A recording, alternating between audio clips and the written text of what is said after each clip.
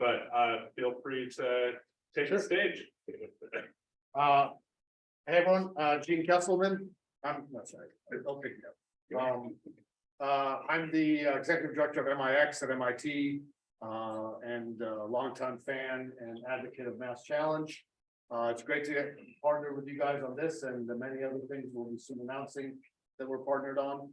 It is my pleasure to do our first on-campus mission meetup here with Warren Katz. As I think some of you know, I see a lot of familiar faces. Mission meetups are basically our attempt to bring the community that is mission focused together in New England at a place, usually on campus at MIT, to just network and ask and offer help and meet other folks in this community.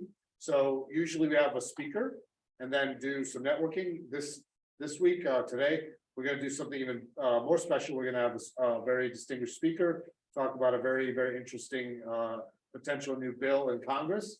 And then we're going to actually have some dual use venture startup pitches for you guys to hear, some really cool technologies in the dual use space. And then we'll do Ask Offer, where we open the floor to anyone that can come up and ask for help or offer help for whatever reasons. And then you're off to eat and drink and have a good time. So hopefully that sounds like a good night. Sounds like a good night for me.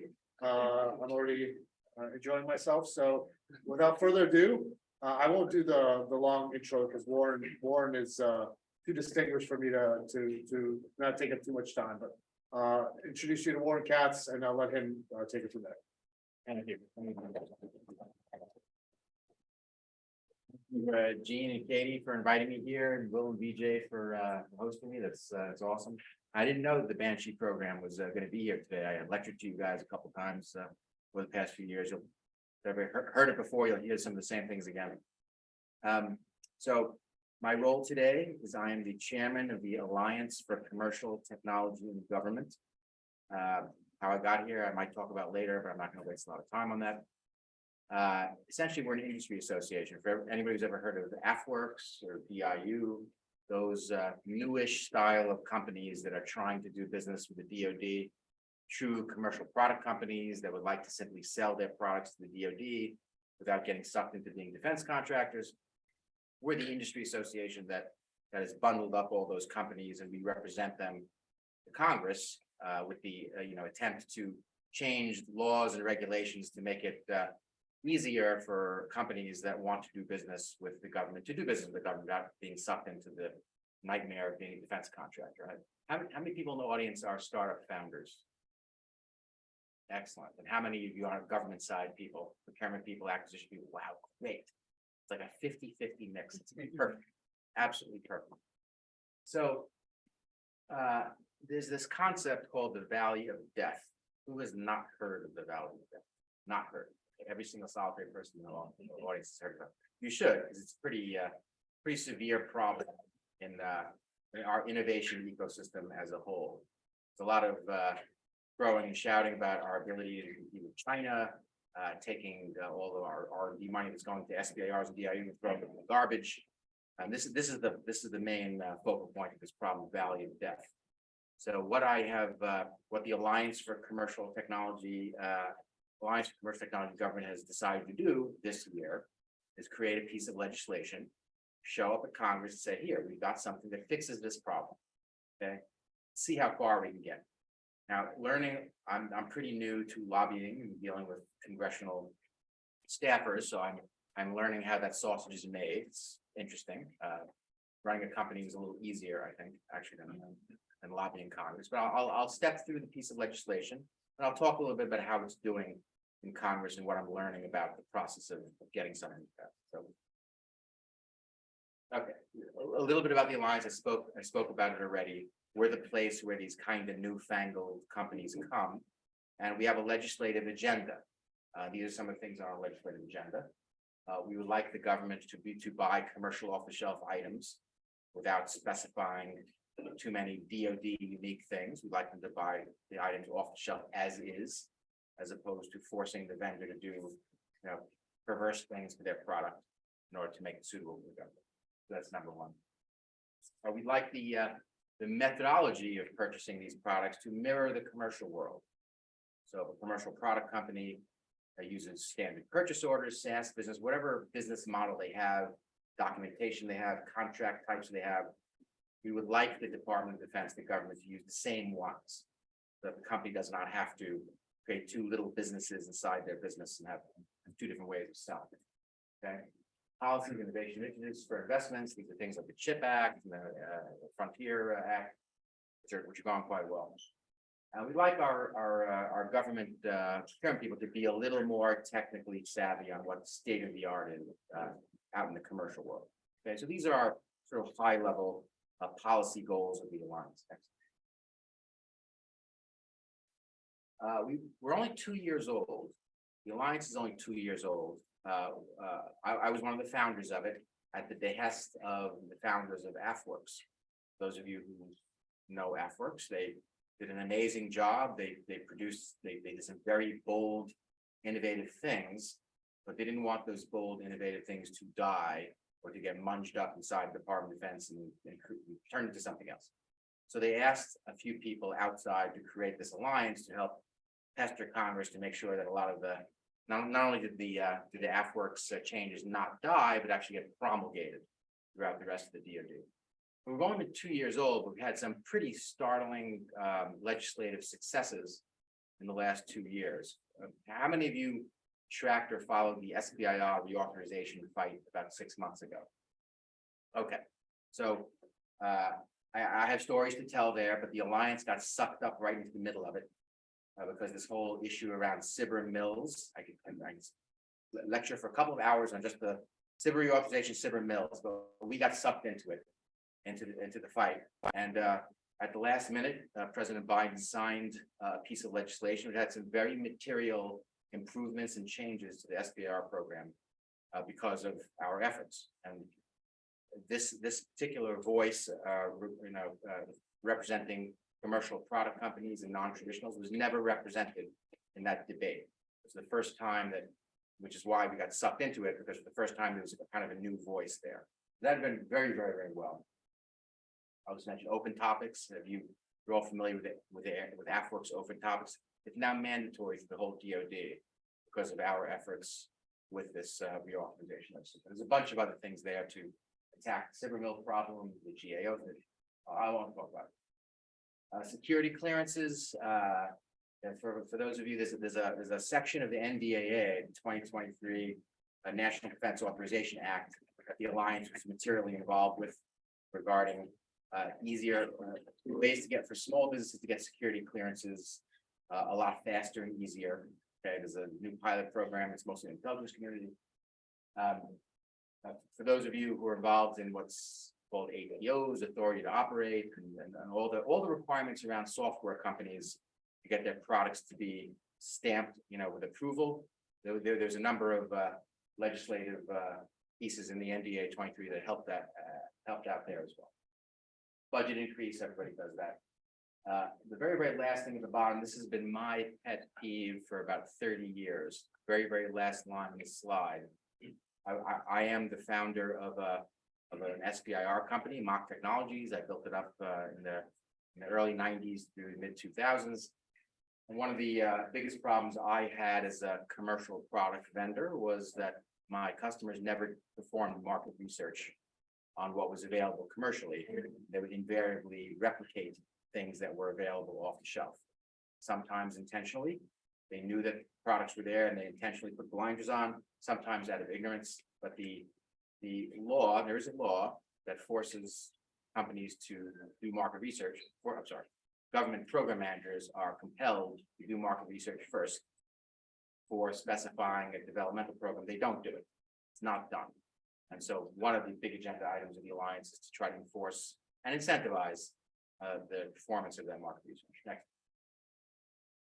Okay, we can talk for a very long time about China and the competitiveness and uptake, and you've read a million reports. RAND came out with an excellent report about 3-4 weeks ago about the innovation ecosystem. It was quite good. It was fortunately 258 pages, but it was quite good. And then the Atlantic Council came out with a nice, small, concise report about 2 or 3 weeks ago, which was also quite good. They're all very, very good. But they all kind of point to the same thing. There's a huge amount of money and effort placed in doing the R&D side of our innovation ecosystem. The SBR program is $4 billion. The R&D budget of the entire US government is $145 billion. Yet when we get to the point where the prototype is proven, you have this gap, okay, where the company's just left to die or fend for themselves, which is, against a Lockheed Martin, Boeing, it's very difficult for a 20-person company with a prototype to possibly wait out the budgetary cycle with PPBE, if anyone's familiar with that, or the requirements process, JACES. These are things that a small, innovative little company with a product can't possibly, wade their way through, and they can't wait 3-5 years to get involved. So, this valley of death is well known as this place where innovative companies with successful prototype products go to die, because there isn't any way to shepherd them along to get their prototypes in production. So the Alliance has taken it upon ourselves to propose a piece of legislation that fixes this. And it's quite ambitious and startling. Those of you who are who've ever seen government regulations, know anything about the JACES process and budgeting and everything, you're going to be a little shocked that we were asking for as bold things as we asked for. Okay. I talk a little about the causes of the valley of death. I'll sum it up just simply to say that once the prototype is done, the companies are left to fend for themselves in the jungle of the larger defense acquisition system. They don't have the resources to wait for the budget to come around, to prep these requirements, to prep the solicitation topic, and then to actually even compete. They just don't have these resources. Okay, so so much of our successful R&D just winds up dying on the vine, or even worse, being copied by adversaries outside of the United States, whether it's published papers or companies that has 3 months of runway. Their venture capitalists are not excited because they don't have any big customers. The government's like, oh, you finished your phase 2 SBIR, we're done with you, congratulations, you have a great product. Get in line with Boeing to for a program that will come out in 7 years. So unfortunately, our most valuable IP kind of simply get picked off, poached, and stolen in this vulnerable period where the company is running out of cash. They're running out of money. So these are the main causes of value. I could talk for a very long time about it, but I'll move on next. Okay. So we proposed a very, very ambitious piece of legislation, which I'm going to talk about. And a lot of you from the government side who are involved with acquisition would say, you can't do that. That's impossible. As we go through all these little things. And the truth of the matter is it's not. None of these things are impossible. As I've been doing this with Congress and with other people on the DoD, I'm realizing, hey, that guy's figured out a little method of doing that here and there, and I'll go through it all. But none of what you're going to see, as ambitious as it looks, is not doable. It's all possible. Congress simply has to have the gumption to do it. Okay. So the first problem is that the phase 1 and phase 2 SBR leave a company at, if those of you are familiar with this TRL scale, TRL 5 to 7 usually, which means there's a product or a prototype. Maybe they can get to commercialization themselves. Maybe they can't. Okay, but there's a gap between this R&D money and this R&D program and full production. Okay, and it's been there for 40 years, and it just doesn't have to be. The first thing we have proposed is create a budget of equal size to the current SBIR budget, another $4 billion. Okay, and put it right at the end of the phase 2 SBIR program before program of record. And I have a philosophical argument against even forcing a small business to understand what the words program of record mean. They shouldn't have to. It shouldn't have to be this understanding of what that is.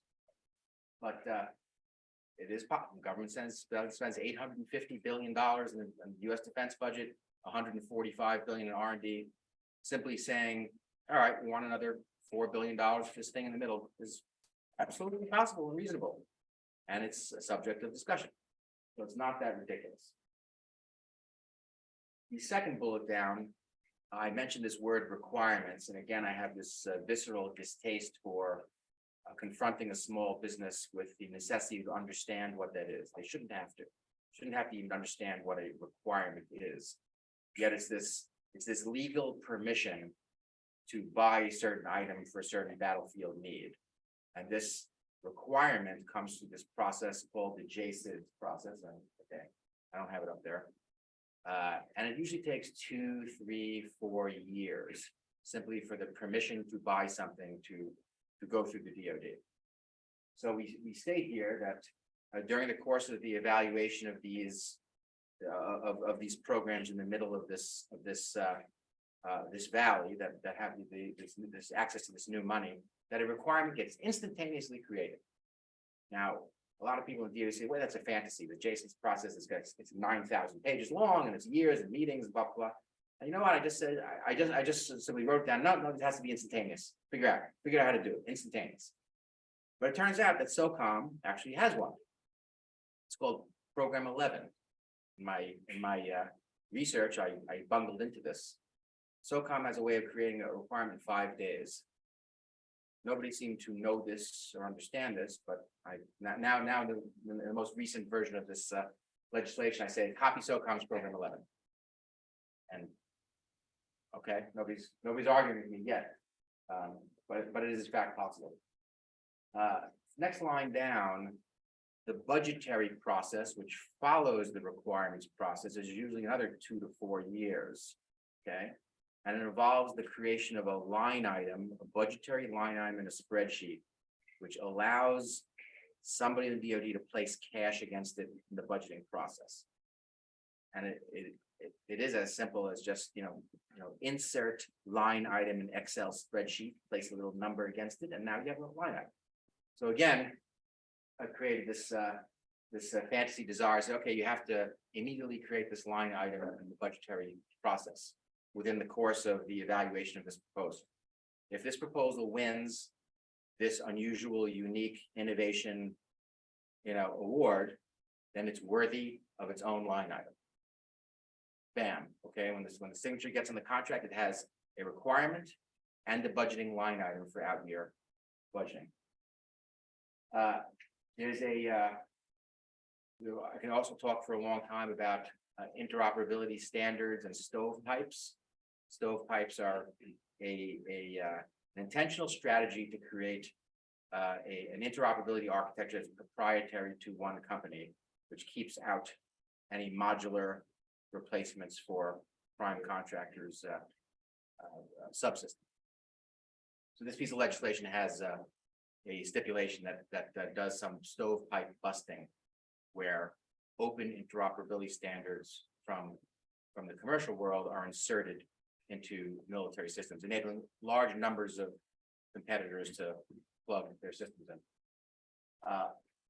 Last thing, and it's probably the most important thing in all of this, everything I've mentioned, there is a law already on the books to do market research, to have open interoperability standards, not stovepipes, but the incentive structures for acquisition side people in the DoD, as well as the prime contractors, are perverted in the wrong direction. They're inversely directed at doing the exact opposite. This is probably the most bold thing that Congress can do and most effective, is to force the DoD to change everybody's incentive structure. Now, all of a sudden, if you have open standards, you get some kind of reward instead of a stovepipe. If you buy innovative products from commercial companies, you get some kind of reward as opposed to developing this product with a prime contractor that's paid by the hour.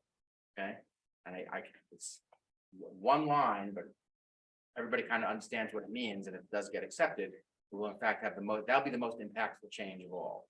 If we can just simply inverse the incentive structure so everybody's rewarded for doing what you'd like them to do. Thanks.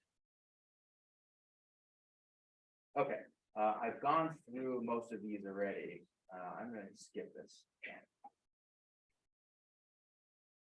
Okay, I talked about the requirements thing already. Keep going. I did my whole presentation from I did this already, keep going. I did this already, keep going. Okay, let's stop here because it's this is that's the thing on the bottom of the first slide, that was my pet peeve. Okay, that I've been fighting against for 30 years. So I'm gonna stop here and go over it again, just because I can. There is a regulation, it is the Federal Acquisition Streamlining Act of 1994, put in place 28 years ago, that says quite clearly, before you specify a developmental program to make something from scratch, you must go and do market research first and see what the commercial world has.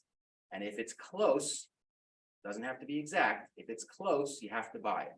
You can't make something that's available commercially, all right?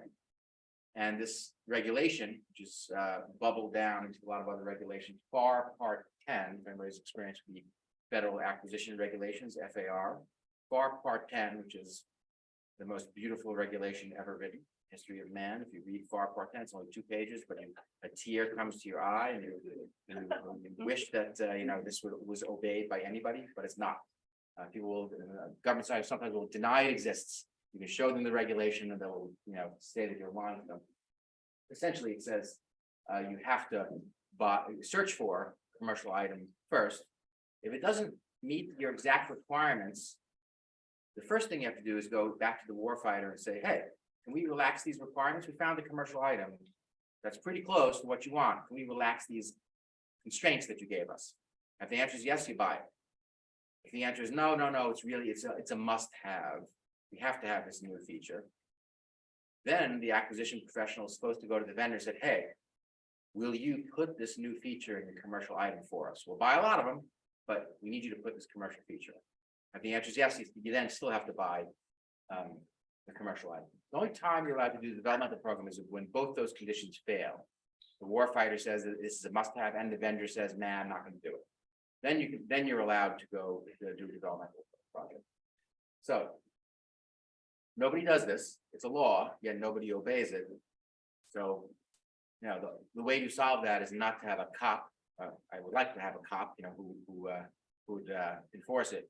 But the better thing to do is to have some incentives around it, so that if you're a government side program manager, you find a commercial item, you get a promotion and a raise and a big bonus, and everybody's fighting to find commercial items instead of fighting to develop a program.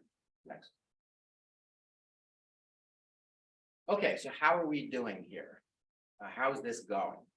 I'm relatively new to this. I got sucked up into that SBIR fight I mentioned about 6 months ago, and I got friendly with a bunch of staffers, congressional staffers that essentially run the United States. You think that your congressmen run the United States? They do not. It is 20-something-year-old staffers who work for them who run the country. Okay, do not miss it. Nothing gets through to the member unless you've talked the staffer into it. Okay, so I'm working constantly with all these staffers who are usually pretty smart. They change a lot. They move offices. The main office I'm working with is the Senate's permanent staff on the Senate small business side. They're the ones who push through the SBIR reauthorization. They're great. They're really smart. They know what they're doing. And they're helping me craft this legislation, helping me shop it around. So that's going fairly well. The draft that I've put together is not in legislative-ese. It's not in congressionally, signable language.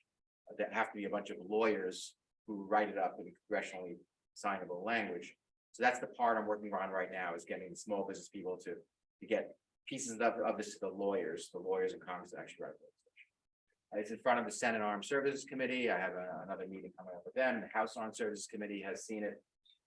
The House Appropriations Committee for Defense has also seen it, looking at it. And there's a China Select Committee now on the House side. They're also looking at it. They've seen it too. And I keep getting questions and feedback, and it's funny the way it's working, because I'm in the process now of trying to get a sponsor for a bill. You have to get a sponsor who's going to stick their neck out and saying, I'm the person who's going to sponsor this bill. I had a few candidates, and I'm still in the process of negotiating that. We'll see where that goes. The most likely thing right now is it's going to be decomposed into pieces, and pieces of this legislation will want to be pulled out and put elsewhere. Okay, which is actually okay. I do understand, but for us to have this level of success over the last 2 years is unusual. We got a big piece of legislation through Congress just in a few months of work would be, unheard of, okay? But I'm patient. I've been doing this for quite a while. Okay, next. That's it. I'm just gonna ask if there's any questions now about any of this. I'm sure the questions can be all over. And Gene, if there's any online questions, if anybody has, so. Anything at all? Karen? Right. My understanding is that there are some small business lobbying groups that I'm sure don't want to see this because they're protecting the ciber mill companies. Could Well- you talk to that at all? Is there Yes. a strategy for countering that this go around? Yes, a great question. So it begins to open up the can of worms known as the ciber mill. Okay, what is a ciber mill? Why do they exist? And should they exist? And how should they be shut down, if they should be shut down? I'm a big detractor of ciber mills. Ciber mill is a company who's gotten sucked into the business of doing SBIR after SBIR after SBIR and has no desire, ability to actually commercialize anything that they've made under a ciber contract. They're viewing the ciber program as their destination market, their final destination market. They're going to do contract research for the rest of their lives. Okay. I believe, and many people believe, that this is a perversion of the ciber program. The program is more of a venture capital fund that should be funding companies to develop a product, and the measure of success is when the company graduates, when they leave the ciber program, they're no longer eligible. Okay. Even the ciber mills will point to Qualcomm as a success of the ciber program. They do $25 billion a year in revenue, pay back a lot of taxes, do classified work for the government. They're tremendous success for Amgen. There's iRobot. There's about 20 companies that are multi-billion-dollar successful companies that came out of the ciber program. That's what I view as success. However, those companies are gone. When I say they're gone, they no longer lobby Congress on behalf of the ciber program. They've graduated. Okay, they don't have a horse in the race anymore. They don't care. Okay, so who remains? Who's left to fight about it? Well, companies that have been doing cibers for 30 or 40 years, making millions and millions and millions of dollars, they are very, very motivated to keep the ciber program in place and to maintain their eligibility. Okay. Now the alliance comes along where we're representing companies who, want to do cibers and then get out. They want to graduate. Their idea is, I'm using this as venture capital. I won't give away equity to venture capitalists. I'll use this as a stepping stone, but then I'm gone. I want to be Microsoft. I want to be, Chat GPT. I want to be Qualcomm. I don't want to be a little ciber mill. So for the first time, our industry association represents those companies and their venture capitalists who also would like to use ciber. So there's an older organization. I won't mention their names. We'll talk about it later, but it's a public forum. I won't disparage them. But there is an industry association that has existed for a long time that defends the ciber mill and that business model. And they're always attempt to enable companies to remain in the ciber program forever with no limitation. Okay. I would prefer, after a certain period of time or a certain amount of money, a certain number of contracts, if a company hasn't commercialized something, they should be cut off. Okay, so there's the rub. And it turns out that in the last fight that we had in September, the alliance, as this new fresh position was resonated heavily with a number of congressmen who were like, yeah, exactly. We've been querying these, companies all along. We think there should be a venture capital fund. Why these companies who are in there for 12 years have won hundreds of millions of dollars and won't leave? Why should we keep funding that? So the first time there was an industry association that fought the other side, and we did very well. Okay. Does that answer the question? Thank you. I'll tell you, the organization. Other questions? Yeah, go ahead. I know we talked about this earlier, but to benefit the group, can you talk about how the proposed legislation defines small business? Because there are firms that might be mid-sized businesses that offer innovative, exciting technologies that also struggle to do business. That's a great question. Many of you know what the SBIR limits are. You have to be 51% owned by US corporations, US persons. US persons means individual human beings and green card holders and other US corporations, 51%, which is reasonable. And you have to be under 500 people. Okay,